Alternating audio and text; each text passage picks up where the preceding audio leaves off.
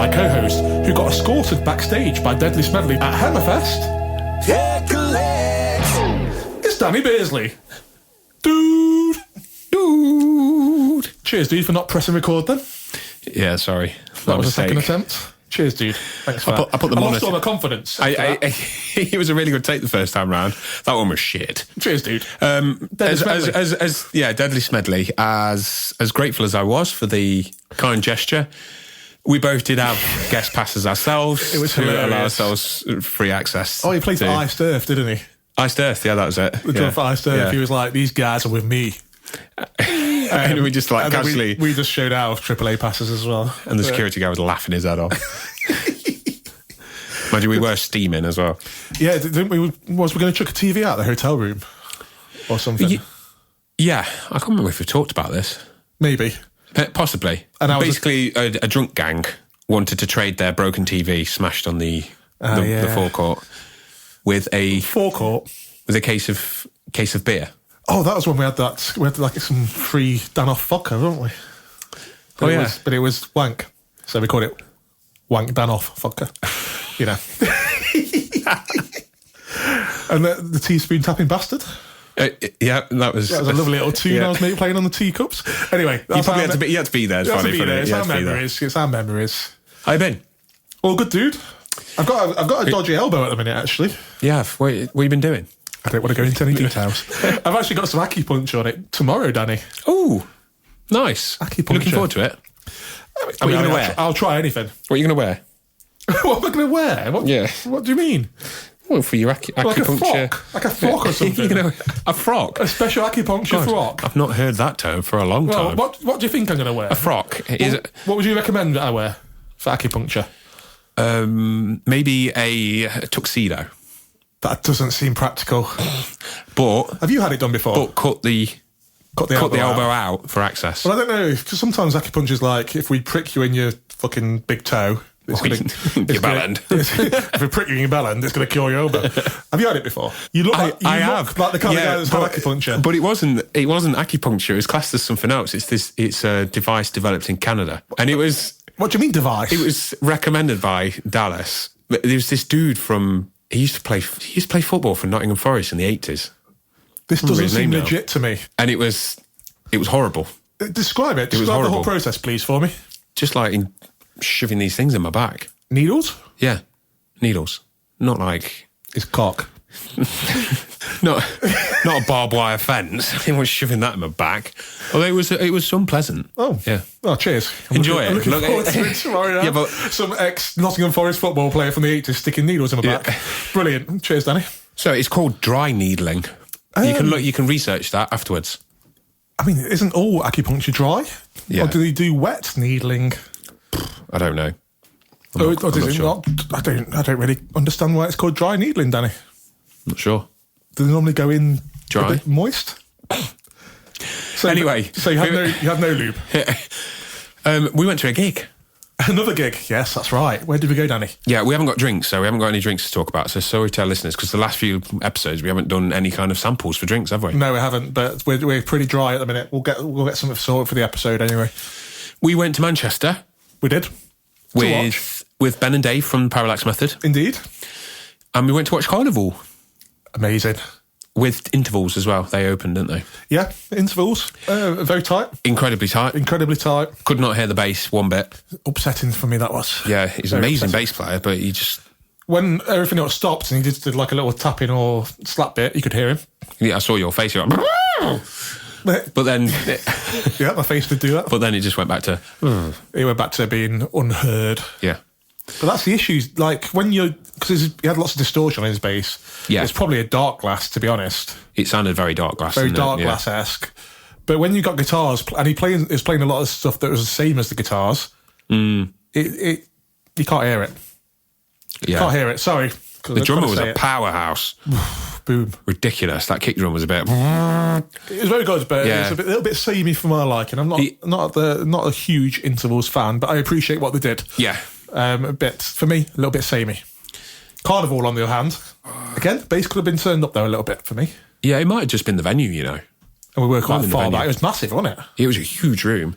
Huge. And how many tall people were in there? Oh, too many. I could barely see, to be honest. You had to like kind of just stagger yourself to be able to see. At times I just closed my eyes and just like imagined what it'd be like to see. Ben said to me, I enjoyed the light show. He couldn't see a thing. Well, me and Ben were the same. Yeah. I mean, we was in the same position, really. Talavid was okay. Oh, it's massive. He could He's like see a periscope. He was. clear view. Clear view. But they played a lot off the new album. Then they played all the hits. They played all the hits off the other albums, didn't they? Basically, Flawless. His voice was incredible. Did you notice the crowd just sang along with every line? Keeping that in. Yeah, they did. I mean, hit after hit. Which Dude. is weird, isn't it, for a band of that genre? Because it is proggy. For everyone to know the line, every single word. They don't tour massively either, do they? No. They've not got a lot of output in terms of albums either. They've got like three or four albums. 4 now. 4. Yeah. It's not a lot of music really for how long they've been around. Yeah, The Martyr, Sound Awake, Asymmetry, and Inverses. There might have been an EP, which in the end. There's always an EP knocking about, isn't there? And there was a single, wasn't there, that they put out, which was cool. But yeah, a couple of years ago. Yeah, a year or so ago. It was amazing. Amazing. His voice is incredible. Some of the I like how they build to like a chorus, and then at the end there's a bigger like a post chorus. Yeah, it can't get any bigger, surely. And it does. But it's got a lot of post rock in there, hasn't it? In terms of like the effects and things, yeah, and some of the ways the songs are kind of structured. There's always a crescendo, isn't there? Always. Or sometimes it starts with a crescendo. Yeah, there's always dynamics. It's very dynamic sound, isn't it? Brilliant, yeah, lovely. Perfect, really. I can't really fault it, to be honest. Yeah. Apart from maybe bass a little bit louder. Yeah, because the guitars were loud. Yeah. Weren't they? Maybe if they'd have come down a bit, we'd hear a bit more bass. I could still hear him chomping away. Yeah. But I think some of that is because you know the bass line so well. Yeah, so you can imagine them, can't you?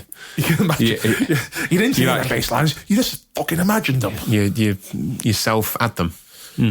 Is that what you're saying I did? Yeah. Self-added the bass lines. Self-add the birds. Cheers, So, yeah, amazing show. Definitely go and check out Carnival in whatever country you're listening to this in. Just go and see them. Go and see them. Who we got next? Gig-wise. I know we've got Eric Johnson. We've also got... You're going to go and see Polymath. That's Thursday. I mean, that makes no relevance to this. But yes, that's this week for me. Yep. You've double booked yourself, you little bastard. So, yeah, sorry. Yeah. I'll have to go and seek alternative friendship for that gig if I can. Yep. And then we've got Guthrie. We have got Guthrie, but I don't know if that's before or after Eric Johnson as well. What date's Eric? What month's Eric? Guthrie's July. June. Guthrie's June? Or they're both July? Both July. Amazing. And we've got Deer Hunter in September. Back up to Manchester. Boom. What have you been listening to?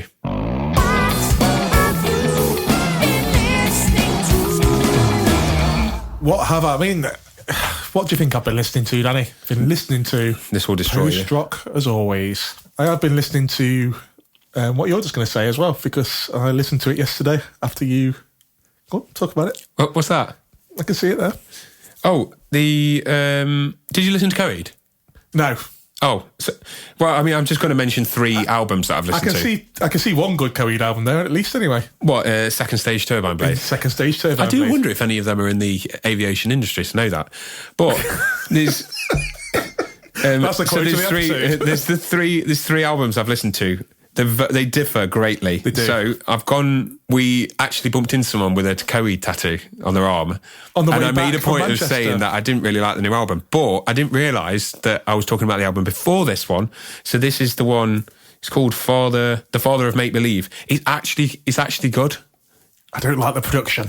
Yeah, it's very squashy. I don't like the production. It's very squashy, but I can see what the guy was saying about, the nods to the older stuff and these like really catchy choruses and stuff. So there's no denying that the songwriting's still there. It's just, I want some old production. So you listened to Second Stage Turbine Blade as well? Yeah, but I only made it through about 3 songs. It's probably not for you in terms of style. I don't like it as much. It's a bit too pop punk for me. If it's dark pop punk, dude. It's still pop punk. So production's better though. Yeah, it's more organic. So I see what you mean coming from with the organic, yeah. It's got chunky bass. New album from The Karma Effect, which is very different. Cruel Intentions, and it was the Ultimate Edition. So I sent you this. Because you yeah, did, because I knew actually. you'd appreciate that. The vocal. What was is, my comment? The vocal is insane. The musically, it's not your thing. I know it wouldn't be. I think I put something like, I knew after 3 seconds, the music wasn't for me. Yeah, but the vocalist is incredible. But the productions, I don't know if you appreciate it. It was really, really great. The guitars sound awesome. Drum production's lovely. But they're great songwriters as well. And that's kind of in my wheel. I like that kind of like dad rock kind of stuff. But then I thought, I need some heavy. And I put on Neurosis's Times of Grace album from 1999. Very heavy. Very heavy. It's got some nice moments though still. Yeah, production's... It's starting to blend into the post-rock a little bit. Away from the kind of hardcore-ness of it all. The production is bordering on...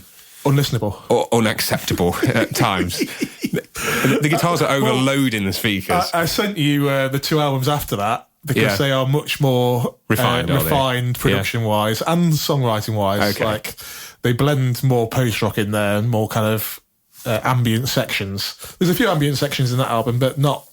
That's still a bit... It's quite brutal, isn't it? Yeah, brutal. Another album, quickly. Because we both listened to a track off this and it were like... Go on. I don't think I like the production this time around. It's Periphery's new album, A Pale White Dot. I'm not feeling this album just yet. I do like Periphery, but the problem is, once you've listened to one song, have you heard them all? No, that's too much of a bold claim.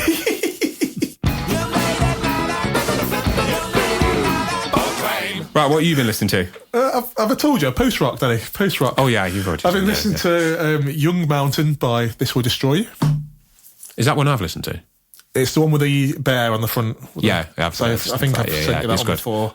And the one with the lace on the... The lace. I like that album. You like the lace? That's the self-titled one. Yeah. So I've been listening to those two. And Mono's got a couple of new songs out, the Japanese That was beautiful. Band. We listened to that in the car together. Really, really good that was.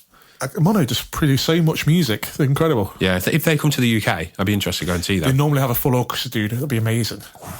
Class. Do it. Right, we've been nattering on for quite some time. And so who have we got on today's podcast, Danny? We have got the incredibly talented Jason Blake. From Aziola Cry, but lots of solo stuff too. And he plays the Warr guitar, which is a monstrous beast of an instrument. It's definitely unique and it's original. I mean, it's not worth us describing it. Jason does a great job of describing the intricacies and details of the Warr guitar. But to see it properly, you need to watch like a video. So there's plenty. Just Google him on YouTube or something. Yeah. And watch him play it, because that's the only way to kind of describe it. It's fully tapped. Yeah. There's bass strings, there's guitar strings. It's madness. Yeah, you've totally agree with you. You've got to see it to experience it. You've got to see it to believe it. Yeah. I mean, it's that original. I don't think there's any risk of Fender. Oh, yeah. Doing the cease and desist. On the Stratocaster shape. Yeah. Are we okay even saying the word Stratocaster? Or have they fucked everyone that uses that word too? Have we just doomed ourselves? Is Fender coming for us? I don't know. I think there's going to be a lot of developments. You've got a Sir Stratocaster copy there? Yeah. There's no getting around it, is there? It's basically a Strat. One day they're going to come to your door. Burn it. Run into your house. We're looking for Stratocaster copies. Sling it out into the front yard. Burn it. Who are they sending out? Hank Marvin? Yeah, Hank Marvin. Yeah, that's who they're sending, Danny. Hank Marvin. It'd be interesting to see how that develops over the next few months, really. Will they come for other shapes? Will they come for the for the tellies? Well, why? I mean, why stop there? Will they come for all guitars? A Fender claiming they created the guitar. Were they the first to make an electric guitar? I mean, that's a bold claim, isn't it? I don't know. What we'll do is look into this further. We wouldn't like to make any claims that we're not qualified to express. Well, there's a second one there. Oh, no, it's the Squire one. Oh, is that allowed? Fender. Is it? Fender going to go after Squire as well. I don't think we're allowed to comment on it a great deal at the moment because we don't know enough about it, do we? But no. We did just have a little bit of a kind of discussion about it. Like, it's too late for me. Too late. People have been making Fender copies, Strat copies for years. Like, if you're going to go after the people, go after them when they first do it. Don't wait 20, 30 years. Yeah, I don't really know what's... I know there's some like legal rulings and stuff that have probably happened that have led to this, but I mean, send out your cease and desist letters as soon as a guitar comes out, not years later. Yeah, but again, who knows? We don't know the history of it, do we? But also, I do think it's very lazy just to copy a shape and not put your own spin on things. Yeah, there's probably more these companies could have done to protect themselves in the first place. Yeah, protecting your IP is... You can see why companies do it. And just like creativity. It's a creative instrument. Just do your own thing with it. Don't copy bloody Strats. Yeah. Also that opinion. So, yeah. I mean, I play a Warwick Thumb. There's no copies of that bastard out there, is there? And what about Spectre? No, the Warwick Thumb's a unique shape. There's no Spectres in the Warwick. I thought. That's the other shape. That's the... But Warwick copied off Spectre. Well, there's... Yes. Yeah, but no one's copied the thumb, dude. That's a unique shape. Why would you? Why would you? Anyway, let's crack on. Episode. It's a lovely episode with a unique instrument, so I was really, really happy with this episode. Let's go. Boom! Enjoy. Hey. How you doing? How you doing, Jason? Yeah, you okay? All good. All right, how are you? Yeah, good, thanks. How's things over there in sunny America? Fine. You say sunny, but it's been raining all day, so... Oh, fair play. What time is it there at the moment? 4 o'clock. Oh, okay. Oh. Yeah, it's... Yeah, I'm in Chicago, so... Ah, cool. Yeah, Chicago, where so many films and such that we've watched where Chicago is heavily featured. So it's pretty cool. Are you a baseball fan? Well, got a lot of history here, too. Yeah, exactly, yeah. Do you ever see the movie The Untouchables? That's kind of what Chicago is, I think, is, especially... It's what people think of Chicago, Al Capone and that kind of thing. Yeah, proper classic, isn't it? Yeah, that is a good one. Have you guys ever been to Chicago? No, the closest I've been to Chicago is like Massachusetts, New England, kind of all that area, and then New York. We went to Texas, didn't we? We went to Texas, yeah. And then LA, that New side. Orleans. Yeah, but not been to Chicago. My wife's been to Chicago. She said it's. Oh, she. Is it called something like the city of the Windy City? Is that right? The Windy City, yeah. With all the bridges and everything. Yeah. Yeah. Yeah. Cool. So, there's a history behind that name, even, the Windy City, and it's not to do with, I mean, it's a windy city in terms of like weather wind, but that's actually not why it got that term. It was politicians. Ah. Oh, really?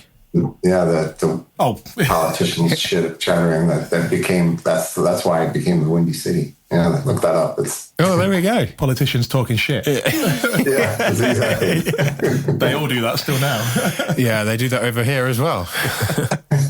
Yeah, we're based in Nottingham, the land of Robin Hood. Oh, nice. That's where I don't know what else is. That's it. Come from Nottingham. Lace. That's it. Yeah, that's it. Lace and Robin Hood. That's all I've got. Yeah, Lace. Right in the middle. Right. We best introduce ourselves. I'm Danny. And I'm Dan. So nice and easy. That's easy. Very easy. Yeah. Well, thanks for getting involved, dude. We've been having listened to some of your music in Aziola Cry and solo as well. Yeah, we found a solo album you've done. It sounds wicked. I don't know what you're doing, but it sounds great. Is that just you playing like one take and then? Yeah. So I play. Did you look up or were you familiar with what a Warr guitar is? I wasn't. I am now because you showed me a picture. I mean, it's wow. It's a pretty cool guitar, right? When you see the picture, it's very cool. Kind of takes you a second to kind of figure out what exactly is going on there. But yeah, a 12-string guitar that has that capability, kind of like pushes you in different directions. So real quick, just to kind of describe the guitar, it's 6 strings, what I call the melody, 6 strings on the bass side. My melody side is tuned like a guitar, except I have a low C sharp. So instead of a low E, if it was a 6-string guitar, I have a low C sharp, kind of putting it more into the range of, I would say, like a 7-string guitar, where they have that low B. I just have the C sharp. Tuned out in fourths, though. So it feels like a normal guitar, the way you play it and how it appears on the neck. The bass side, though, that's the interesting part, is I have a low string, again, in the middle, and it's a C. And then I'm tuned backwards in fifths out to a high B, sorry. So you play basically in fourths out melodic and bass backwards in fifths the opposite direction. Ooh. So all your thick strings are in the center. Yeah. And it basically moves outwards. And I think the thought process there was just your hands don't like hit on each other. You're always kind of moving in the opposite direction. But what it also does is it allows for some interesting, like in the bass line, making chordal or triads and stuff. Like it puts everything kind of nicely there in your hands. And so basically you have a bass and a guitar on the same neck. It's all played by tapping too. That's another thing that makes it unique, is so that everything is tapping. I mean, you could technically strum it and do it as you want, but the way I play it is all tapping. So I take my old piano lessons and apply it basically to a fretboard. Ah, okay. So that's your origin story, is it? You started out on piano? Yeah, origin story is piano lessons back when I was a little kid. Played for many years, kind of just... I was always more into rock music, and I just didn't know what I was going to do with a piano. And none of my favorite artists were playing piano. I was into the Cars, so I did kind of like Greg Hawkes from the Cars, because there again it was a little bit more of a featured instrument.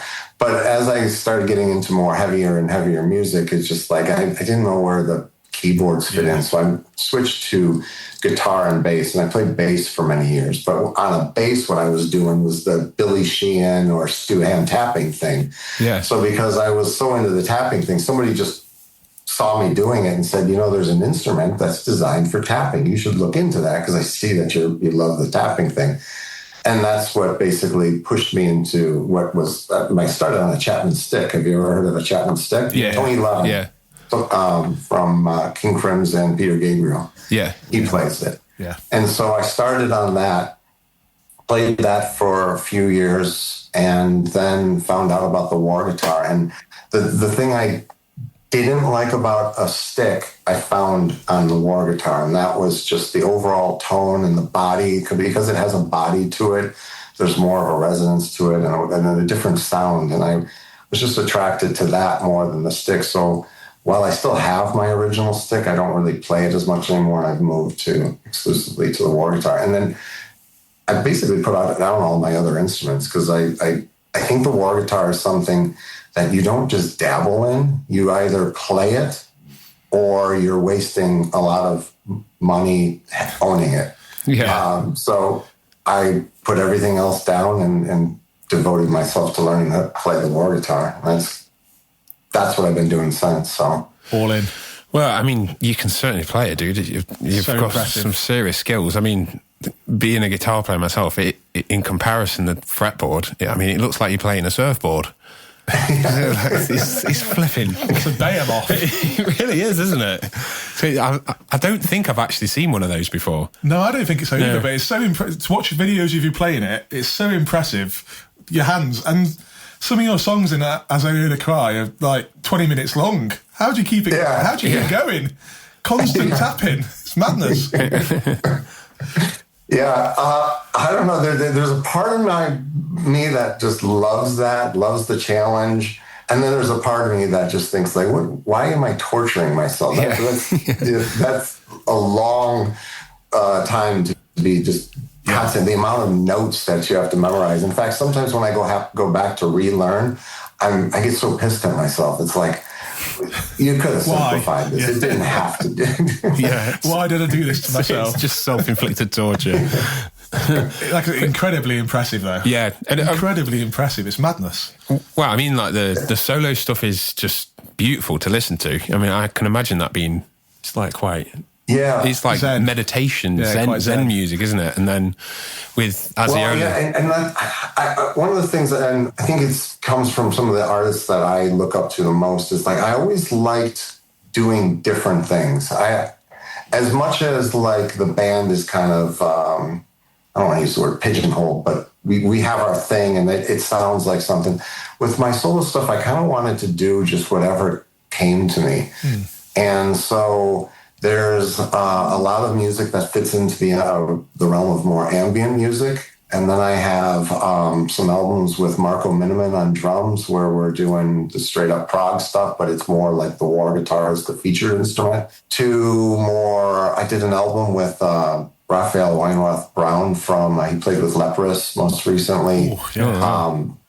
And so it's cello and myself. It's like a string duo. So I like just trying out things and really like putting the instrument into different scenarios is one of the things that kind of appeals to me, because there's not a whole lot of recorded music of Warr guitar. No. And especially then when you start to venture into these different types of music, I think it's somewhat unique in that sense. In fact, on my last album I did with Marco, I played a talk box solo. And I don't know for a fact, but one of the things I was excited about is like, this has got to be the first talkback Warr guitar solo. Because I don't think, like, as many as there's been with guitars, nothing with a Warr guitar. So that's the kind of stuff I love doing. Oh, wicked. Yeah, pushing the mold a little bit, going outside the box. That's amazing. Yeah. Yeah, because we were just having a little conversation about blues, weren't we, and country music, which yes. I love all that kind of stuff. I don't. The thing that, yeah, I know, but the thing that bugs me about it is it's very repetitive from artist to artist. As good as they are, a lot of the time it's limited with. It's like some people are afraid to step outside of those boundaries, and it's always good to discover artists like yourself where you're not afraid to go, you know what, I don't have to do that, I can do this. It's my voice. So fair play to you, because it sounds great, doesn't it? I want to hear country on the Warr guitar. Yes. Warr guitar country. It's interesting you say that, because I think one of the things that I have found, one of the obstacles I've found is that I would love to, like, a lot of times I do my own music, and a little bit of that is that I genuinely like to write new music and all that kind of thing. But, I'm not opposed to playing with other people, but one of the things that does happen is a lot of times people see that instrument and they don't understand it, and they don't understand how it will fit in. So I was playing with a local Chicago band some years back, and it was basically a female-fronted pop band, but they allowed me to play that instrument. And it was really cool because, like, putting it into, and it ventured into that country-ish sort of pop realm. And it was really cool because, again, they allowed it. But most people look at that and say, yeah, I don't think so. That instrument is not going to find its place in my music. And so they get turned off by it. But I think you're more adventurous people that do see it. I think it's really cool to put that kind of sound into a... It's exciting. Yeah, definitely. It's exciting. I saw that and I was like, oh, wow. Yeah, we went to see Devin Townsend. I'm sure on his last tour he had someone playing It wasn't one of those the Warr guitar. I'm sure it was a Chapman stick, and that was one of the. I think I know who you're talking about. Marcus Reuter is a German touch-style guitarist, and he was in Devin Townsend's band for a while. I think when it was on the Empath tour. That's the tour. Yeah. That was Marcus Reuter on touch guitar. He actually makes those guitars. That's his own brand. He used to play Warr guitar actually too. Oh, cool. Yeah. I remember seeing that on stage thinking, oh my God, what's that? It's so weird, but it sounded killer. It just added another dimension to everything. So, yeah, loved it. Amazing. You got a new album out, so haven't you? Is it Aziola Cry?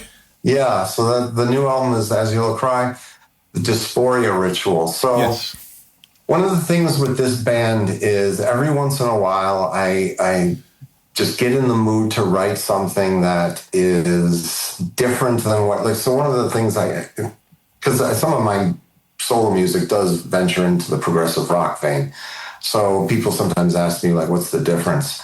And with my stuff, I try to make just about the instrument. So it's just me, with drums or with somebody else, but push myself on the instrument as both the soloist and the bass player.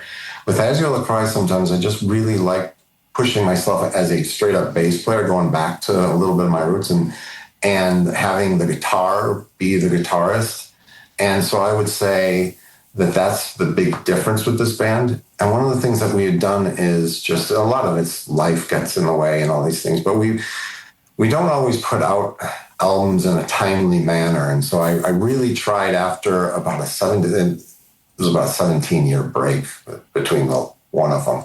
And was it that long? Maybe. I don't know, but it was a long break. It was a long time, And so we put out one in 2021. It was very well received, and I really just wanted to get something back out there again, so it wasn't as long. It still took us 5 years, which is not what I planned, but that's how it happened. But Yeah, it's me writing music where I basically want to push myself and just, I guess, again, do as many notes as I can, but from a bass player role. Yeah. And so while I still take some solos on it, and I still play some of the rhythmic stuff with the right hand, a lot of it is two-hand bass line tapping. Yeah. So, yeah, and I would say too, the Warr guitar is still featured heavily in the music but kind of like maybe how bass is featured in like a Primus song, kind of a thing, where it's like it's definitely about the Warr guitar and the notes I'm playing, but I'm trying to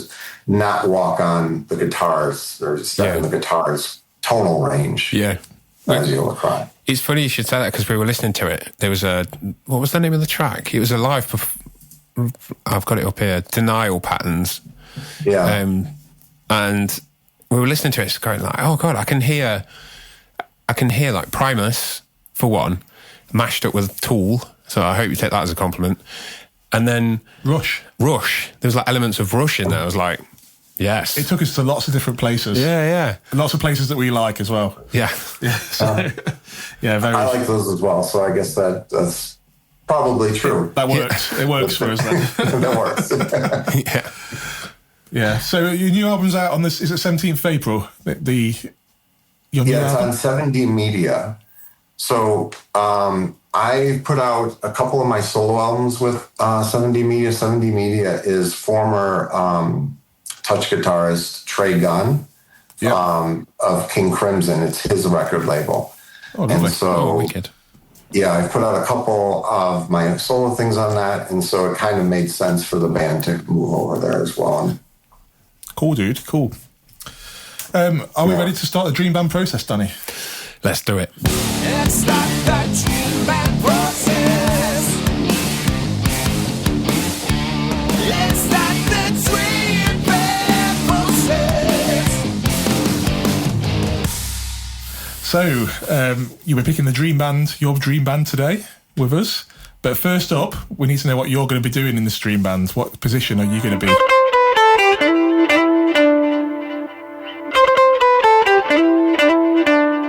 You have to be in the band. The nice thing about my instrument is that it doesn't really step on any of the traditional roles. So I could still pick a guitar player and a bass player, and I could still fit nicely in between the two of them. So I think that would be my role, is to be the Warr guitarist, but fill kind of the missing space of the guitar and yet play some of the bass stuff on occasion. But kind of have its own unique sound in the middle, which is that touch-style guitar sound. Yeah. Amazing. Yeah, definitely. And that'd be the really interesting thing, wouldn't it? Having it like weave in between everything to kind of gel everything together even more. I try to do that in Aziola Cry. A lot of times, like, the bass lines aren't traditional bass lines the way I play. It's a lot of it is just very angular sort of note kind of phrases, and so it does leave a lot of room for other instruments. So I've got a question around how you amp up your Warr guitar. So what do you use? Do you use guitar amp, bass amp, both?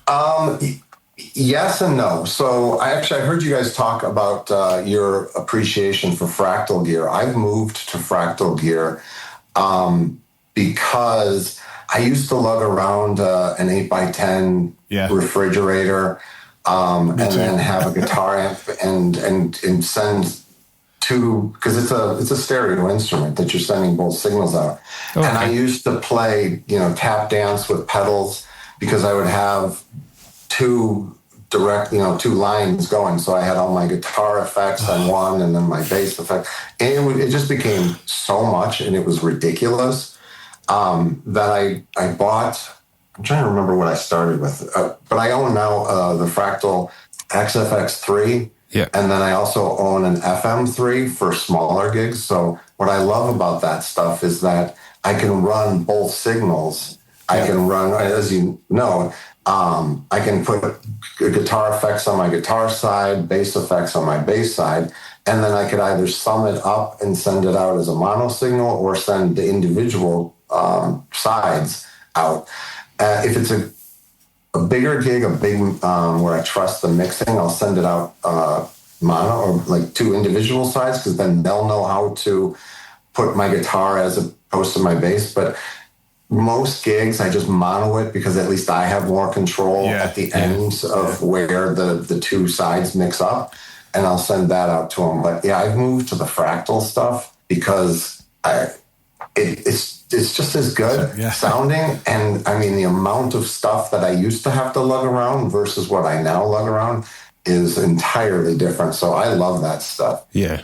It's amazing, isn't it? Yeah, it's like dead reliable, and it's like industry built, isn't it? It feels like the future to me. Yeah. Like from when you first started playing your gigs and stuff when you were younger. Yeah. And you are lugging around your 8x10s and your massive amps and your valve amps and so on. Just have a FM3 or a Fractal FX. It's crazy, isn't it, really? It is. And the fact that, I mean, one of the things that really attracted me to it is that you can actually run 2 signals in and then run them parallel to each other. Like, I thought, like, somebody told me, like, look into this stuff. And when I did, I was like, where was this been around? Because back in the day, I used to have, like, Line 6 pods, but I'd have the red one and the black one. I remember them. The guitar and the bass, and still was, I was running it into some of these modeling things, but it was still 2 different ones. When they started doing this, where it was like, on your computer screen, you're just putting your 2 inputs, so I'm like, this is amazing. It changed my whole world with that. So you said it's endgame. It does seem like endgame. Yeah, like it's there, isn't it? It's as good as the real thing, as it were. Yeah, it's amazing. Yeah, I love it. Yeah, we love it too. Yeah, we're all in now, aren't we? Well, you got your orange still, but yeah, I'd still choose that over. Yeah, but because it's like a feel thing. Yeah. In fairness, when I record, I've got a boatload of pedals sitting right here. I use them. I do use amps and stuff like that. It's just that for live settings, I will never bring this stuff out again. Yeah. No more 8x10s. It's too much. Yeah, too much. Definitely not. Upstairs as well. Getting them upstairs. It's always upstairs. Always. Horrible. Anyway, we have some rules. Time for the rules, better. I'm sorry, but we've got some rules. We have some rules. So the first rule is no current or past band members in your dream band. And the second rule is you can't choose more than one member from the same band. So you can't have all of... Yeah. Think of a band. Primus. You can't have all of Primus. Why would you? Well, that would be pretty cool, actually. That'd be weird, yeah. Well, you only need one member from Primus, don't you? Yeah. Well, I have a question for you. So I work in instrumental music. Do I need a vocalist in this band, or is my band instrumental? That's fine. That is absolutely fine to be instrumental. I prefer music without vocals. Yeah. Personally. Because I have a vocalist if I need to choose one, but honestly, I think, because I work so much in instrumental music, I think my band would be instrumental. That's absolutely fine. Your dream band is your dream band, so we definitely won't force a vocalist onto you. Cause loads of trouble as well, don't they? Yeah, I mean, I'm in an instrumental band as well, and it's loads easier setting up. But you're also a singer as well, so yeah, but I prefer playing the instrumental stuff. There you go. Right, first member, your dream drummer. Who are you picking?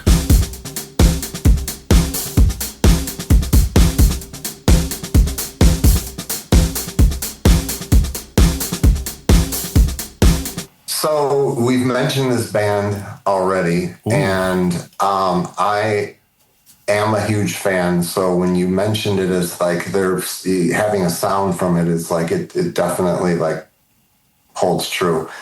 I'm going to go with Danny Carey from Tool because I love his rhythmic, and I'm big into that. A lot of the writing I do is all very odd time signature. It's a lot of rhythmic differences. I don't like to stay in one time signature for too long. It's one of the things, as you listen to more music, you'll just realize that it's just constantly changing. And I think he is a great drummer that is capable of playing that stuff, but making it sound musical. And I think that's one of the things that I love so much about that, and the fact that I do really enjoy the fact that he incorporates the electronics into his drum kit as well. I've always thought that is kind of cool how he, I don't know what are the pads he plays in particular. He's got those pretty cool ones, but I've always been fascinated with his drumming, and I'm a big fan of the band Tool. So that's an easy no-brainer for me. Danny Carey. That's a great choice. Isn't Get it? lost on YouTube watching him live. Yeah, like there's a video. I think it's Numa or something like that. It's just so incredible. Yeah, you know Have you seen some of the ones where other people have to learn his music? Like there's the Drumeo. Is it Drumeo? Yeah, Drumeo. Yeah. I'm like, oh, no, I had to learn. Yes. Yeah. What is going off here? But you know, I was talking about the odd time signatures and everything. There's so many times I've listened to Tool where he makes you unaware of it at times that you're even in an odd time signature. You just sort of. How can you keep a groove of some of these like weird time signatures? He makes it sound easy though, doesn't it? It doesn't sound jarring at all. It doesn't sound like, oh, here's another time signature. Oh, here's another one. It's seamless and it's so clean playing wise. Yeah, so clean. Yeah, that's the brilliance of I think what a guy like him he could do. I think it's disguising the fact that they're doing all that. And him playing it still musically and making it actually sound like it actually grooves. And then it's weird to make some of the time signatures that they play groove as much as he does. And I think that's the brilliance of what he does. He's incredible. Is it a master with the... I really love drummers who put snares in unusual places as well. And it just sort of makes you like, ooh, where's that coming from? But his snare sounds amazing, doesn't it? Yeah, he's got a beautiful snare. Proper One awesome. of the best. Have you got a favourite piece of work by him? Favourite album or anything like that? Well, I don't know if this is being nostalgic, but I've always been a fan of the Einema album. Yeah. And that's going way back. But I don't think there's anything bad by them. Funny little story is that I actually, I used to work at a record store back in the 90s. And we got sent there's a name for it now. It's like a number or something like that. But the little cassette with the little the wrench, it was like just a cassette of it. And we played the hell out of that thing. We loved it. And that was before the album came out. Then they came on tour. I was living in Detroit area at the time. They came on tour and warmed up for a local band. And there were the 4 people that I went to see the show with from the record store and nobody else. Oh, God. So the 4 of us just stood there in front of the stage watching them. When the Opiate album didn't have Sober on it, but we had it on that cassette. So we asked them, could you play that? And they were just like talking to us directly in the crowd. And we had our own little personal concert by them at St. Andrew's Hall in Detroit. Class. It was great. We hung out with them, spoke with them for hours afterwards. And obviously they blew up, and that was kind of the end of that. But yeah, I was in at the very early end of them too, which is kind of cool. I was been a fan of them forever. So their music, all the albums for me are fantastic. Yeah, that's going to hold quite a lasting impression, isn't it, as well, to experience it that kind of like low level and experience them on the way up. That's awesome, dude. Imagine seeing Tool with 4 people in the crowd. Yeah, I have seen a video somewhere on YouTube of, I think it was Tom Morello or something, stood in the crowd. It was when Rage Against the Machine were. Yeah, I thought that was cool as well. But yeah, wicked. Right. Yeah. Humble beginnings. Yeah. Yes, definitely. Right, next up. Are you having a rhythm guitarist and a lead guitarist, or just a both? A two-way man? I think I would only put one guitar in there because I think I fill that middle role. Yeah, makes sense. I don't think I would need 3 real guitars in there. Fair play. So next up is your dream guitarist.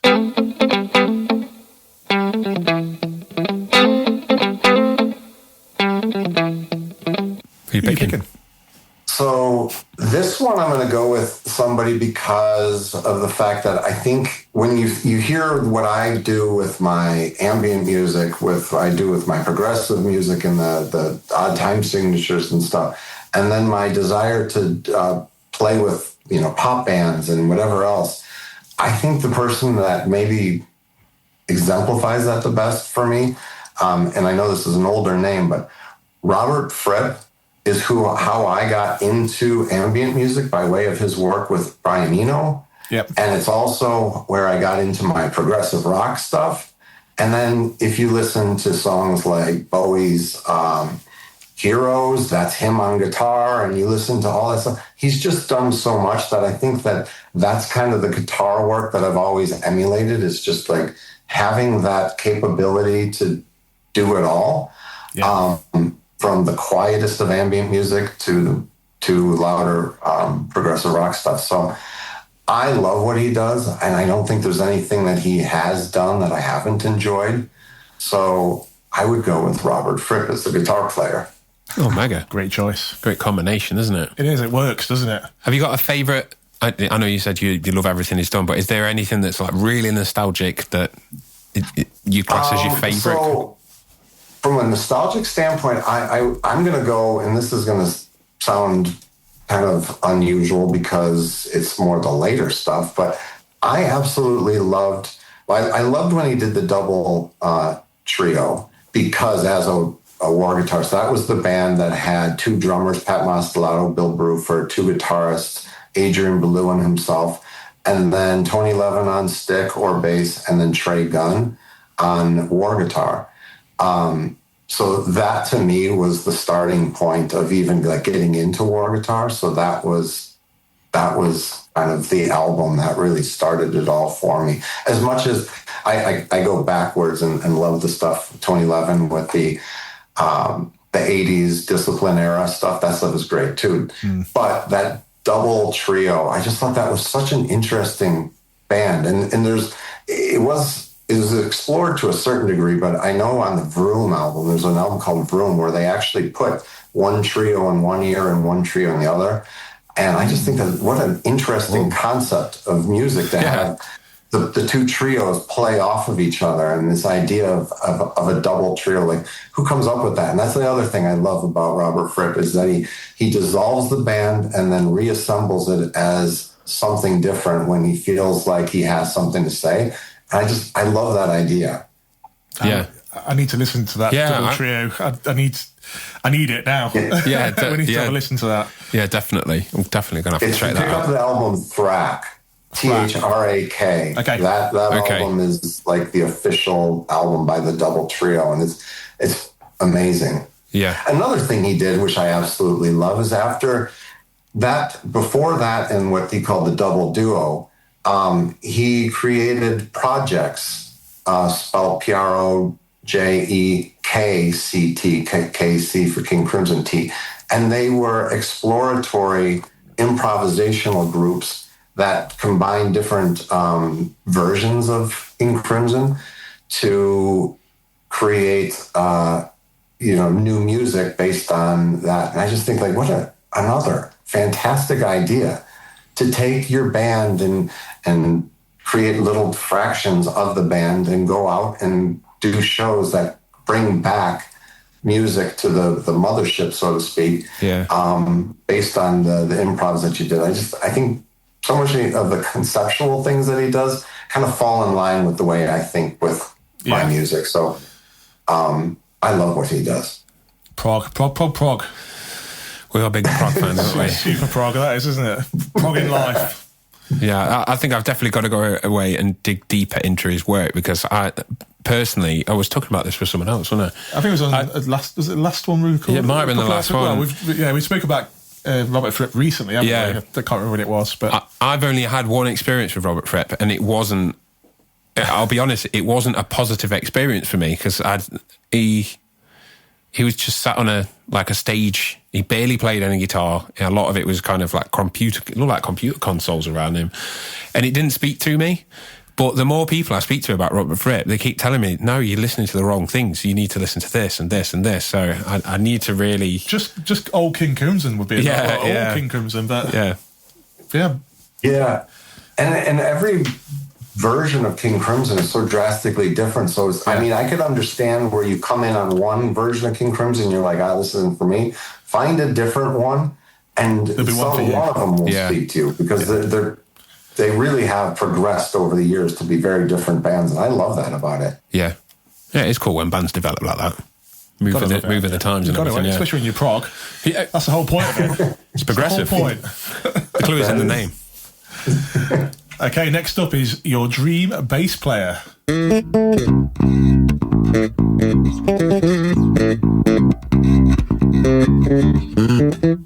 All right, so here's where I'm going to move away from prog per se. Okay. And this is, to me, this is my ultimate musician.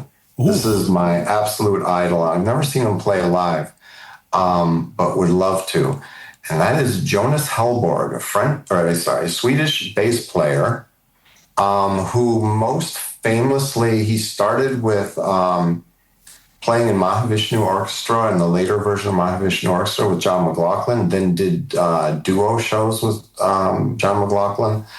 And one of the things that he did is he created his own record label, and every album that he does is drastically different from the next. And I have loved that about him. I own every album that the guy's ever done and love the fact that you don't know what's going to be the next one, because from playing with Middle Eastern musicians to playing, doing more of a rock trio. He was with Sean Lane before Sean Lane passed away. Okay. And to doing more like solo bass work, to playing with Glenn Velez on hand percussion. Like every single album is drastically different, and I've loved his music no matter what he does. And just think that it would and I think that's my ideal situation. It's just basically you never know what's going to come next. Yeah. And I love that idea. And I wish more people would be as adventuresome as he is. And I guess he had the luxury of it all coming out on his own record label, and the label not really pursuing him and telling him, this is what I need from you. Yeah. That's probably a part of it. But yeah, I think if everybody could do that, just put out the album they want to, and it doesn't have to sound like the last one, I think that's liberating. Complete freedom. Totally, yeah. Complete freedom, yeah. Totally. Do you know that name, Jonas Hellborg? I don't know. No, it's a new one. Another new one for me. But I'm familiar with John McLaughlin. But yeah, okay. I mean, we all go away and listen to all these. We love it. Yeah, we'll go away and do some studying and evaluate. Look him up. He's worked with like tons of names. The most recent album, he put out an album that, even though it was recorded many years ago, with Ginger Baker on drums from Cream. Yep. And Bernie Worrell, keyboard player from, he's done a million things, Talking Heads to, yeah. So he's been around a bit. Yeah. Yeah. So I love that. I love that idea that he just plays with people. He was real big into the Bill Laswell kind of jazz scene at one point. I don't know if you're familiar with that name in New York. And he's just done so many different things.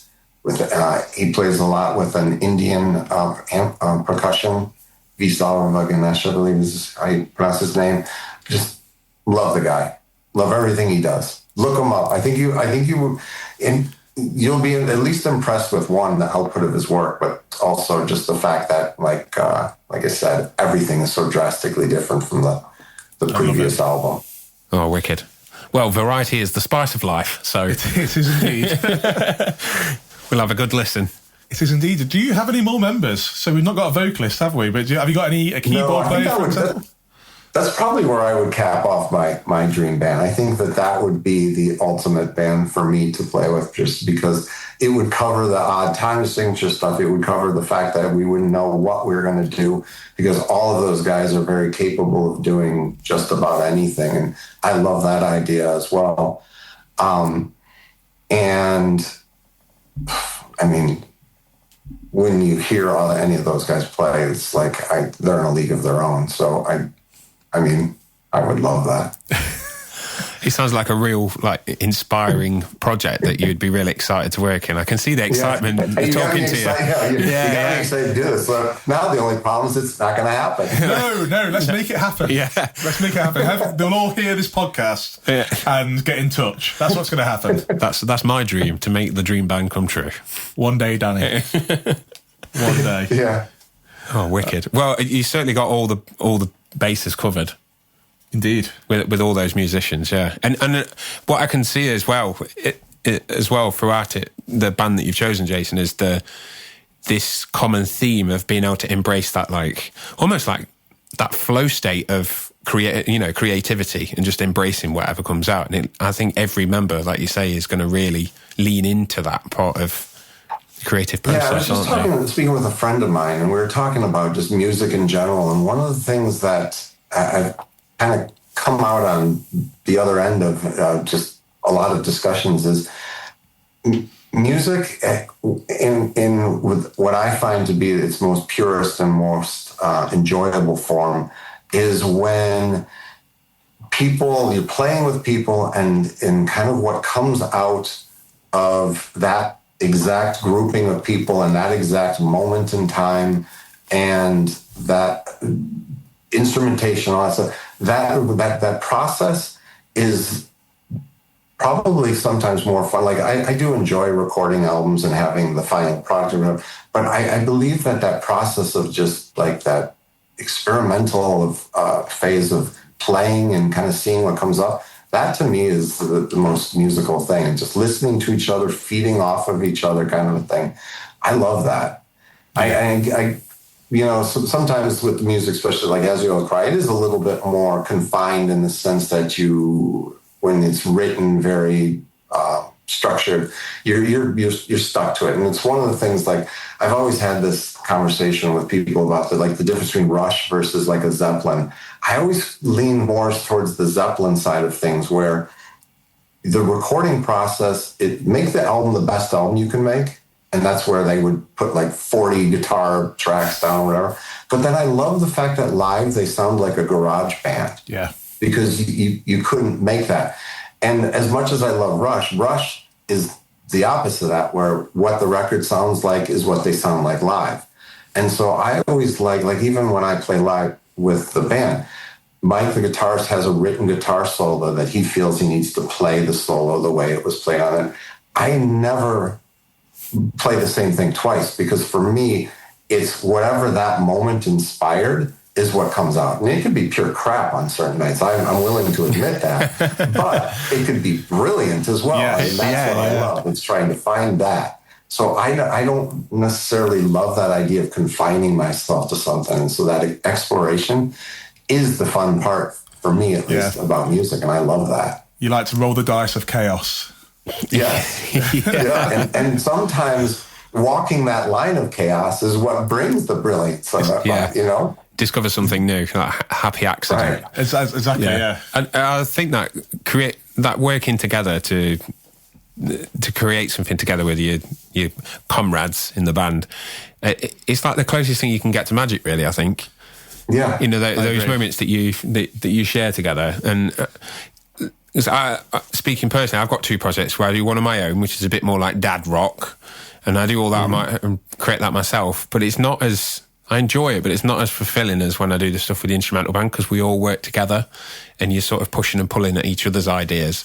But it's just two different ways of working, but I think I prefer the other one, because it's like, oh yeah, I didn't think of doing that. It can really push you and push each other. It's real good. Right, and you don't know the outcome, and I think that's the exciting part. Yeah. That's the dice of chaos again. Chaos. Yeah. Embrace the chaos. Embrace the chaos. I love it. I love it. There's a t-shirt right there. Indeed, that is a t-shirt. It is a real good slogan, actually. Well, it's probably time to summarise your choices. Yeah, let's summarise your dream band choices. Oh, yeah. So, your dream drummer is, if you just list them for us, your dream drummer is... Danny Carey. Indeed. Your dream guitarist is... Robert Fripp. Your dream Warr guitarist. Myself. Indeed. Your dream bass player is... Jonas Hellborg. And that's the band. There we go. That's it. No messing about. Very interesting band. It's going to... I'm excited for this band. I can't wait. You've all got the same mindset. Do you know what I mean? You're all clued in together. It's going to be brilliant. But next up is the hard bit.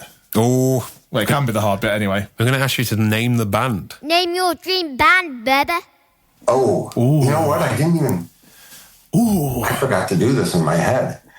Well, here's the chaos. Just Roll embrace the dice. chaos. Roll the dice of chaos again. I like that. Embrace the chaos. I think we came up with it there. That's a good band name, to be fair. Embrace the chaos. You know, it says what it's going on the. What's the saying? It says what it's going to do on the tin. Is that right? Have I said that right? No, I probably said that wrong. I said that wrong. I think that's gonna work. That is. I think it is. Yeah, I love it. Embrace the chaos. Nice. That's it. Well, easy that was. I've always been a fan of like word juxtapositions like that too. So embracing and chaos, they seem to just really nicely go together. I love it. Yes. Yeah. That's a really good Might point. steal that. That's a really go for it. It's yours now. Yeah, it's yours. It's your band. Only for this project, though. You have to get everyone. Yeah. You have to contact everyone. No other project, just this one. Yes. Okay, so where can our listeners, where can our listeners find you on social media, etc.? So I have two kind of things happening. So there's Jason Blake, and that my website is jasonblakemusic.com. And then there's the Aziola Cry stuff. And Jason Blake Music has all the socials and all that kind of stuff as well.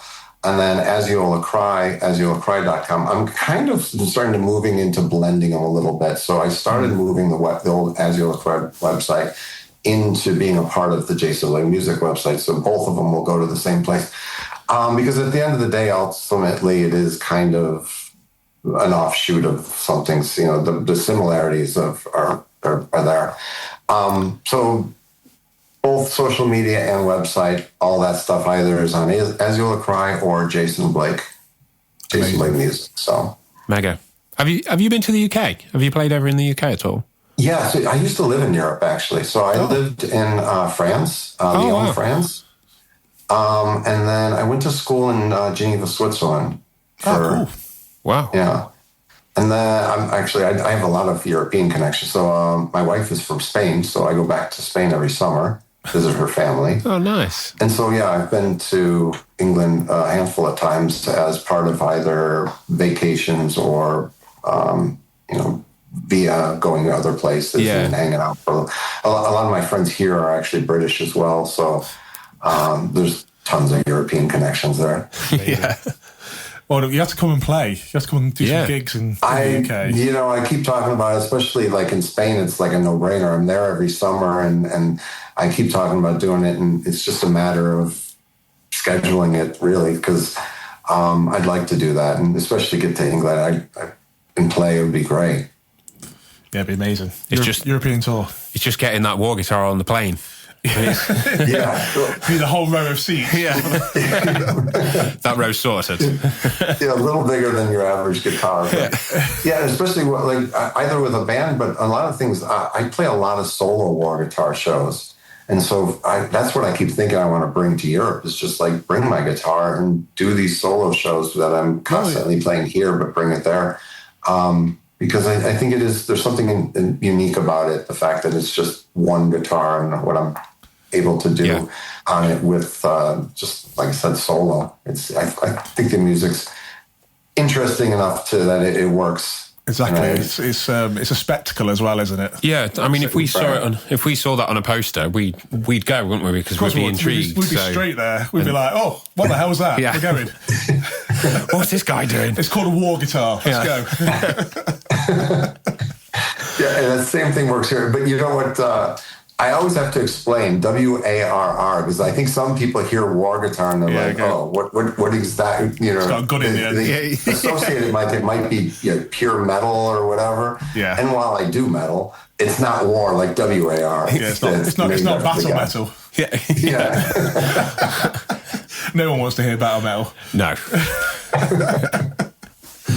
Oh, amazing, dude. Yeah. Sorry, any tour dates or anything like that coming out soon? I always have solo shows going on. So Aziola Cry, the band itself, there's some dates being put together right now. Nothing's been confirmed right this minute, but solo shows, like on my website, I always have them listed right there on the main page. I think I've got like 4 or 5 coming up in the next month or so. And I'm always like playing out is kind of like what I said, that's where I love it the most is feeding off the the audience, but then I really like this idea. Like I've been doing a lot. I was playing solo because it takes a certain thing to really like throw yourself out there like that. It's exposing myself to just like, this is me. This is what I'm capable of on this one instrument. And it's been going really well, I have to say. But there's something about that excitement that like I've always wanted to do it. And then I finally just reached a point where it's like, just throw yourself out there and start doing it. And since then, I mean, I'm playing like 50 shows a year, just solo like that now. So amazing. That's wicked. Well, you can tell your passion for it. You can tell you love it as well. I mean, you love it, don't you? You love it. Yeah. Oh, cheers. Thank you so much for coming on the podcast. Yeah, it's been a pleasure. Thank you so much for having me. That's all right, dude. Been a pleasure chatting with you, Jason. Thank you for sharing your story and getting involved. Been an absolute pleasure. All right, dude. Thank you so much for coming on. Thank you. Yeah, and good luck with the release. Yeah. Thank you so much. It's been great talking Thank you. to you. I really appreciate it, guys. All the best. Have a great evening. Thanks, you too. See you, bud. Bye-bye. Dude. Hey! Here he is. Well, Here he's not. This is the first time we've ever discussed something on the podcast being in separate places. I know. What's this all about? The power of the internet. Power of the internet. So we're doing a review of this episode because Dan has been a bit poorly. I've been vomiting up, and I've had to exclude myself from the Beardsley household. Yeah, Very sorry. He's been secreting from the facial region. My facial gland. Did I just call myself a dickhead then? Disgusting. That's horrible. What an image. I feel like I'm going to be worse when I'm not next to you, dude. Yeah. There's no one there to keep an eye on you. Right. Jason Blake, Dream Band. What a badass musician. A really sweet guy as well. Enjoyed having a chat with him. I love his unique instrument that he plays. It's an intimidating instrument for me when I'm looking at it. It's like flipping out. What is that thing? You're scared of it, aren't you? Because I wouldn't be able to play anything on it. It's too intimidating for me. But he's a bit of a master on the Warr guitar. Yeah, I'm going to share some videos because it is like you have to see it to believe it. Yeah. It's that mad. Yeah, I do agree. I think you have to witness it, don't you? Indeed. Well, hopefully he does some of those shows in the UK. Comes over because we'll be there. Definitely. I'll just be staring at it. It's putting him off. Yeah, probably. Especially if you're secreting from your facial gland. Well, hopefully not. I can't promise anything though. Secretions make violent secretions. Oh, anyway. Right. So, should we start with Jason then?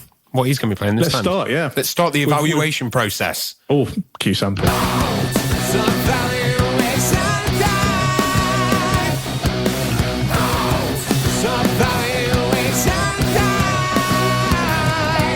So what did you listen to, Danny, first? I listened to something very recent, Daniel. Oh, so did I. I wonder if you listened to the same song. It was off Dysphoria Ritual, Indeed. off that album.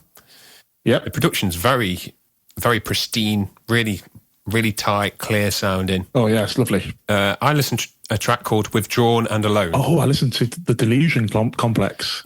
Well, the reason why I picked out Withdrawn and Alone is because I was on a tight time schedule and it was the shortest track to listen to. But I'm glad I did because the track was brilliant. I think they're all brilliant, to be honest. I flicked through all of them, but I listened to that one in full. But there's some beautiful, like, polyphonic parts, you know, where, like, the guitars and the bass and the Warr guitar are all kind of doing something completely different. It's amazing. I genuinely can't figure out what instrument's playing what a lot of the time. It's like a real, there's such a like vast array of sounds going on. So that's why you need to watch it. Yeah, you're probably right there because that would give you a hint, wouldn't it? Like, yeah, okay, that's where that's coming from. Because I don't know how. It's still hard though because his bass strings are like in the middle, I think, aren't they? And then he's got like two lots of guitar strings either side, I believe. Oh yeah, that's how he described it, wasn't it? And it's like two-handed tapping. So yeah, I mean, yeah, I can't keep up. It's mind-boggling. Shall I just... It's glorious, though. I've made a few notes about that particular track. Go for it. So this is what I thought, Daniel.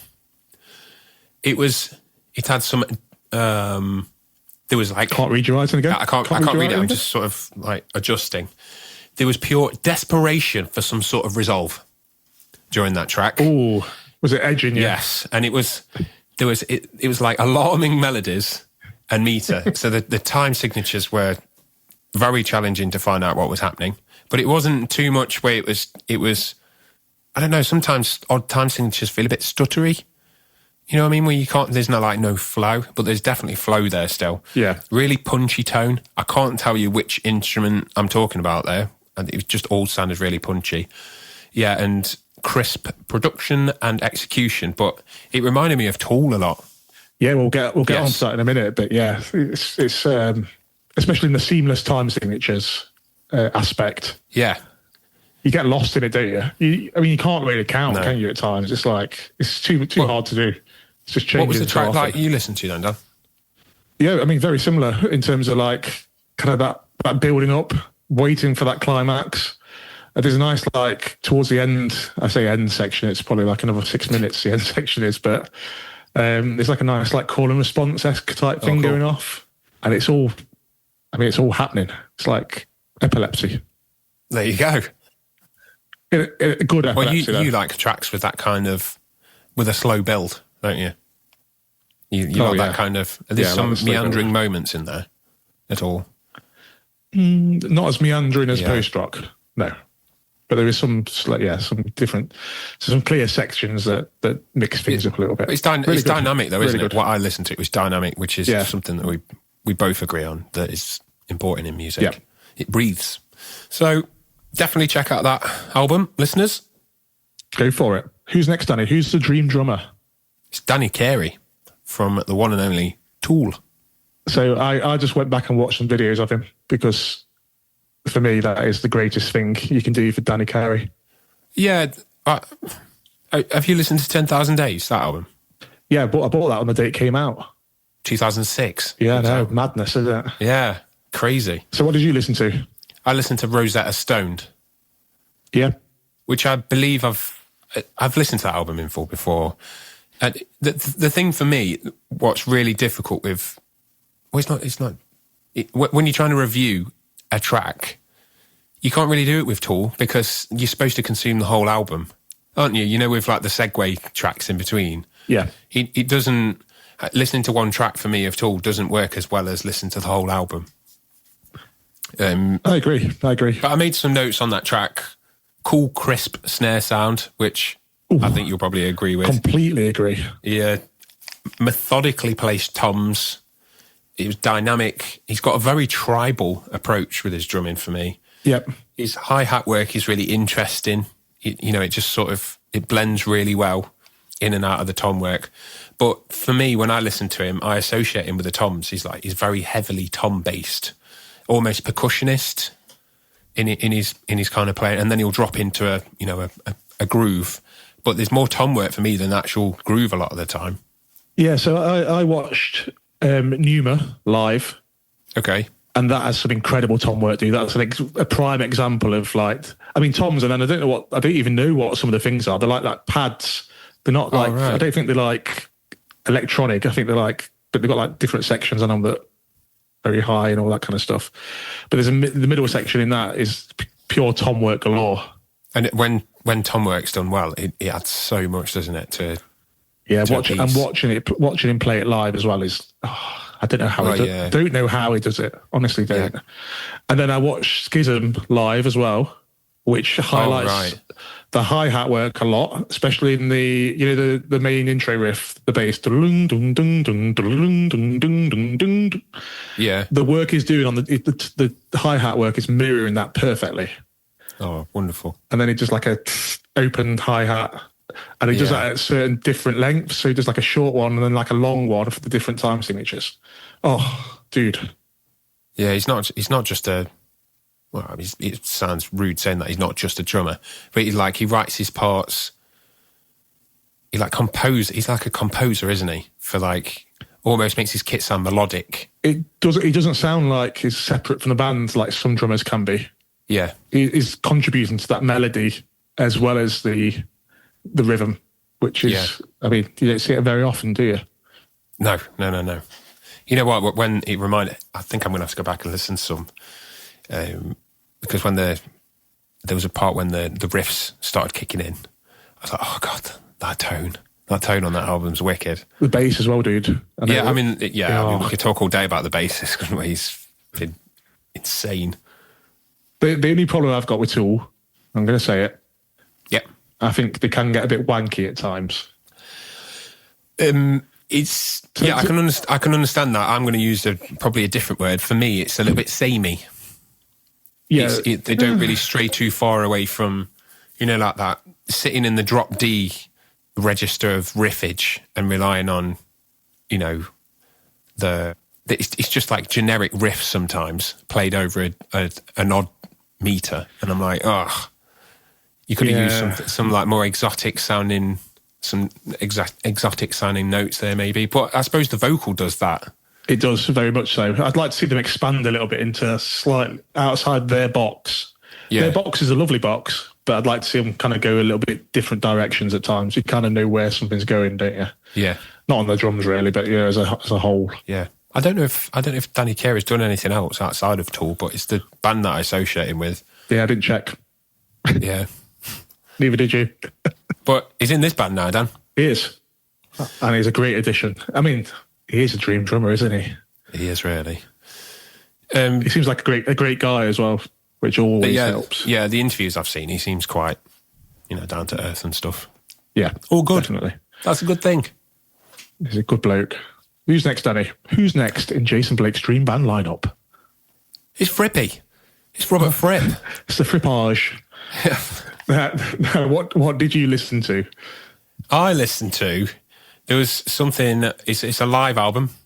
Oh, of course. Yeah, the production is... I'll admit it, it's quite questionable. It's poor. It's poor, but I like it. It's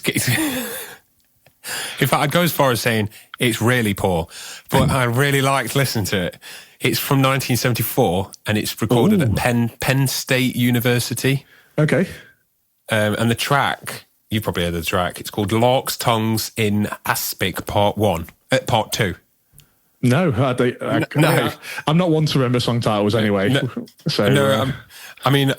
I can only just read out some of the things that the way I was interpreting what he was doing, but there was a lot of whole tone scale. What does whole tone mean, Danny, please, for the listeners and for me? I'll demonstrate what it sounds like. Okay, go for it. Oh, some live playing. All right, here we go. Oh, God. So there's loads of this in Parallax.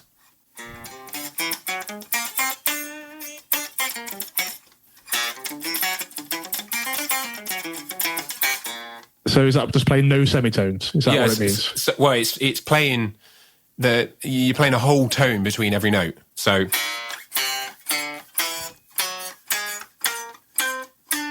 you're being semitone racist? Yes. That's what I'm going to call it from now on. Not whole tone, semitone racist. Semitone racist scale. There you go. But I really like that scale because it creates this like sense of like waiting for a resolve again. Yeah. And I think that's a common theme with all of these bands so far, really. There's his tone, like Robert's tone in it, is very like mild breakup tone. So it actually punches through the mix quite well. Yep. I like his really creative approach to like harmonic tension, mainly because the scale choices and the chord voicings that he's using. He tends to opt for chord voicings that have got that like leading tone into where you play the chord, and even if you don't know what that chord is, which I'll admit I don't always know what. A lot of the time I don't know exactly what the chord is without sitting down and working it out, but to listen to it, it has that leading tone feel where it feels like it's going somewhere else. Yeah. You've not reached that destination. And then the odd timing, he seems to be very gifted with the way that the odd timing doesn't sound odd a lot of the time. And I think that's... Well, it's like Tool and like Aziola Cry, isn't it, really? Yeah, it is really. So it's definitely something that Jason's... it must be in his, subconscious of this, like what he likes to listen to, with odd time signatures that don't sound too jarring, but you know that something's a bit kind of wrong. It almost sounds like something's a bit off, and it's unsettling. Odd time signatures sound very unsettling to me at times. Yeah, because it's a cool thing. Your brain's not expecting it, is it? It's like, oh, No. Something's wrong here. But I'm definitely getting more into Robert Fripp, Dan. Well, And King Crimson. I listened to the Frack album. What's on the cover of that? Oh, it's like a weird, like, ghostly thing. I don't even know, to be honest. I'll let you have a look. Yeah, carry on, mate. Which featured a double trio. So 2 drummers, all that kind of stuff. Oh, yeah, I keep meaning to listen to that one. But Danny, I didn't really like it that much. Oh. If I'm totally honest. I prefer older King Crimson. Ah, okay. Personally. But there was a lot of filler. I say filler, this is probably the kind of stuff that you don't like about Robert Fripp. There was a lot of like ambient guitar sections with no very little structure, I would say. No clear direction. For me, yeah, it was a little bit too avant-garde for me, probably. Yeah. There's some great songs on there. There was People, really enjoyed that song, and Sex, Sleep, Eat, Drink, which is a bit funky. Oh. But Fripp's got a very like reverby, dreamy tone on most of this album. Oh. So it's definitely experimenting with different effects and weird effects as well. Yeah. Okay. So it's probably like when you saw him messing about with a few knobs for half an hour. There you go. Yeah. But when the actual songs on that album are quite good, you know, the actual songs with structure and shape. The meat and potatoes. But I still prefer 1970s King Crimson, personally. Yeah. Yeah. Well, yeah. Okay. Well, based on your evaluation, I'm probably in the same camp with that one then. But it changes so often, so it's probably worth just checking. It's probably worth checking every album, dude. Yeah. There's probably some gems on all of them, really. Oh, dude, there's too much to get through. There's a lot. He's been a very busy man, Robert Fripp has. He's been very busy. Well, great choice. On to the bass player, dude. Dude, I'm going to pull the card out. What card? The Gold Star Choice Award. The Gold Star Standard Choice Award. What was it? The Gold Standard Choice Award. That's it, Gold Standard Choice Award. Boom. I mean, again, talk about the amount of work this guy's got, dude. It's insane. It's featured on about 1 million albums. Well, do you want to talk about yours? Well, I listened to the album, the most recent one I think is done, Callie's Son. Okay. What solo album is it? Yeah, solo album, yeah. And I've wrote down the game War Games, the song War Games. My first description is quacky as fuck. Was he on fretless by any chance? Yeah, it sounded fretless. Yeah. Oh, dude, the tone. Yeah. It's amazing. It's lead bass. Yeah, it's incredible. Like, it's the most, it's got like honky, like you need to be good to be able to play a tone like that. Yeah, I agree. And make it work. I really agree. It's what I hope that bass player's like we're going to see with Guthrie. Oh, that's what I'm kind of hoping. I'm hoping he's in that kind of that wheelhouse. Bass player ballpark. But yeah, dude, his articulation, you could hear every little nook and cranny of his playing, and it all sounded good. Do you know what bass he's using at all? I don't. I don't think it matters really. Yeah, I think he's one of them. No, it only sounds good on one bass, or every normal bass sounds shit. You could plug him into a fish, and it'd sound that good. What, a bass? Dude. Oh. Let me have a look. I am searching for because I do want to know. Oh, okay. It's got a Warwick. Oh. It's got a signature Warwick model. Oh. You got a picture? There you go. Oh, that looks badass. I like that. It's like an SG. Oh, is it? Oh, he did the bass amps as well for Warwick. You worked with them. Well, I'm not surprised if he's got an ear like that.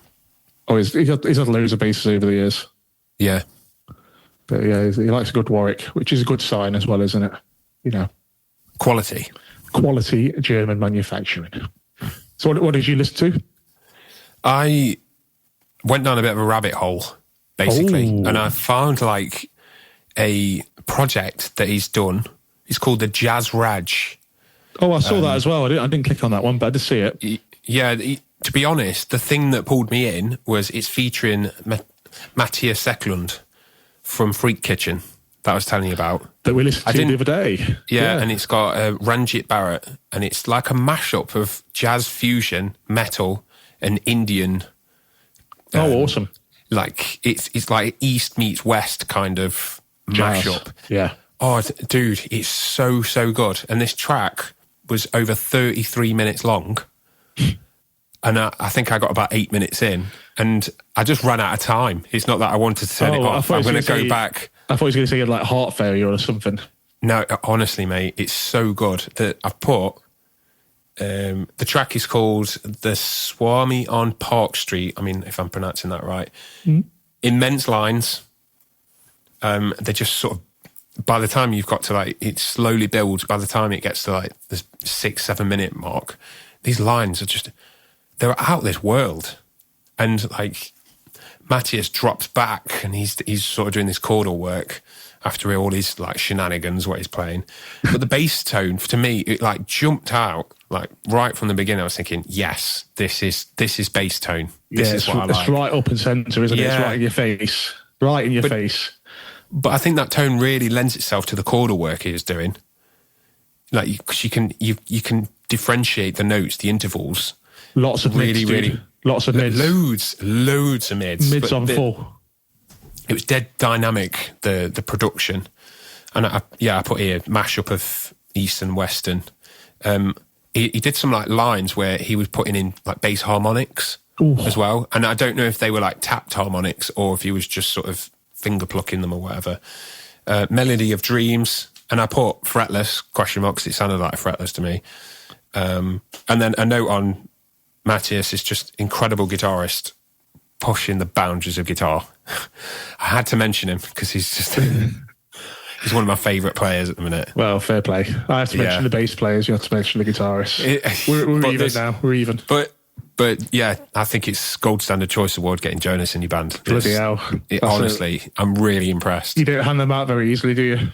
I've handed them out easier than you. I don't think I've handed any out, have I? No, I don't think so. Mine's a different award anyway. It's not the Gold Standard Choice Award. That's the Danny Beardsley one.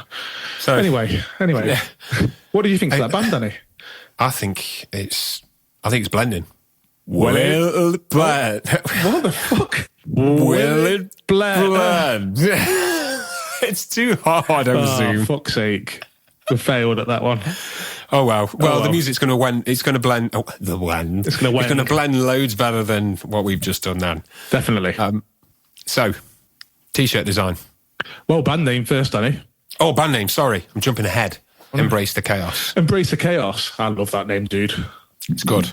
It's like you in band name form. I embrace the chaos every day of my life, and I love it.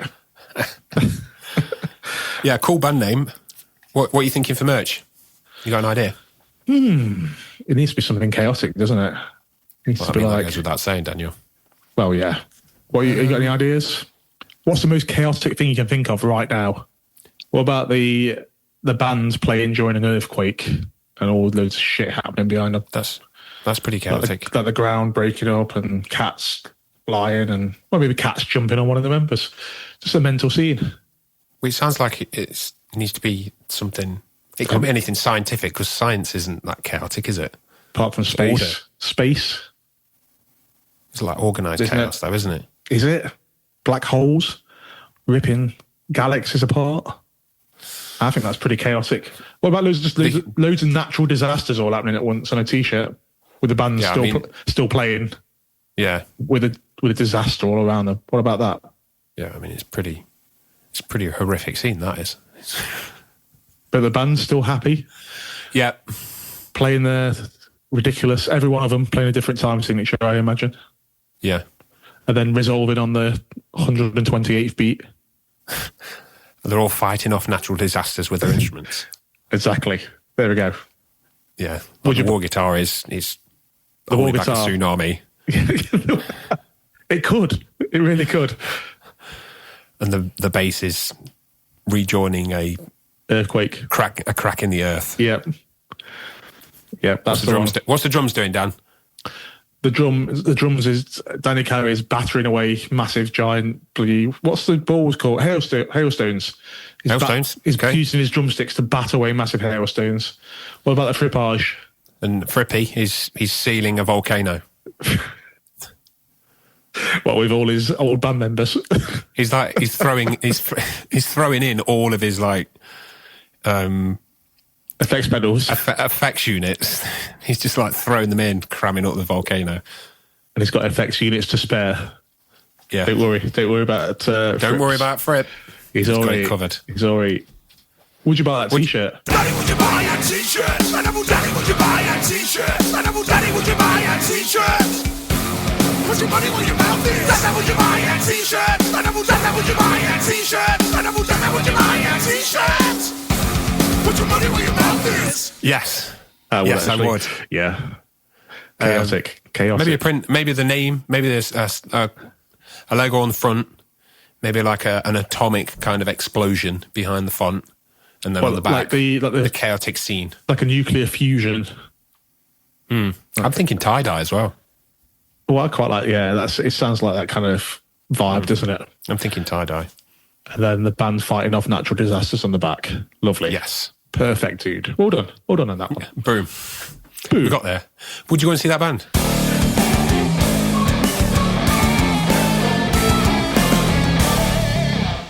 Of course, dude. Would you?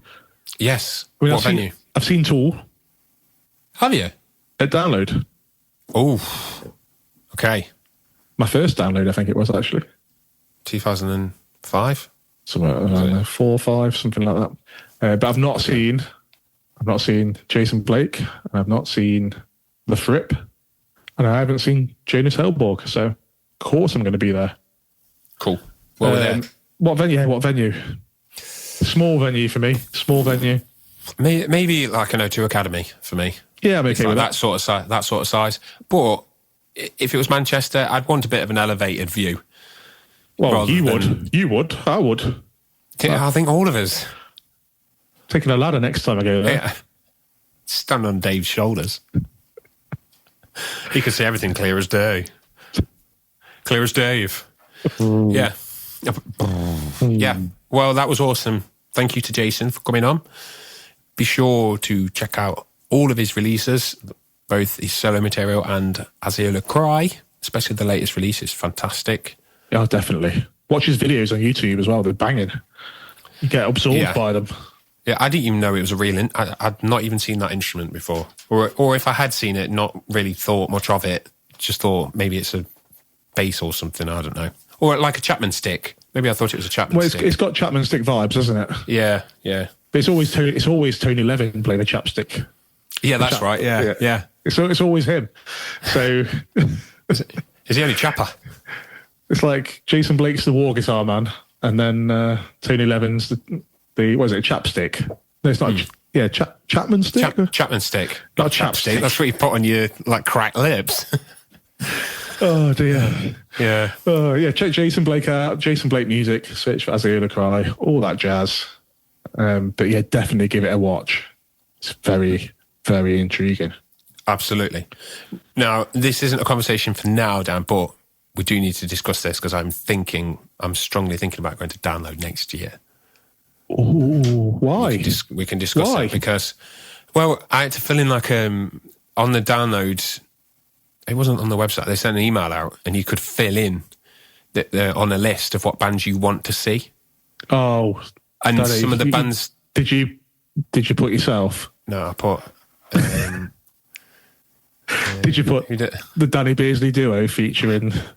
No, Big Wreck wasn't on there, unfortunately. No, so some of the bands that were on there, I thought, are we hopeful that this might happen? So who did you tick? Creed. Creed were on there. I'd go for Creed. I'd buy a ticket right now for Creed. Yep, Alter Bridge, Nickelback, and then one of the big ones was Queen, and I thought, no, that'd be flipping mega. No. Yeah, but you'd just be wishing for Freddie the whole time, wouldn't you? I know it's not Freddie, dude, but it's as close as we can get. What if they hologrammed him? Yeah. Well, they do on one of the songs. There you go then. Let's hologram him. Yeah. For the whole show. The whole show. Yeah. I'd go, dude, Creed. I'd go for Creed. Yeah. Can you imagine Creed headlining Sunday? You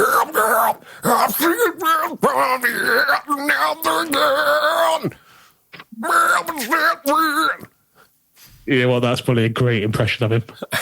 You know what? It's either going to be, that will be either really, really good and incredible to watch, or it'd be exactly like that and be hilarious. Incredible to watch. Either way, take my money. Take it.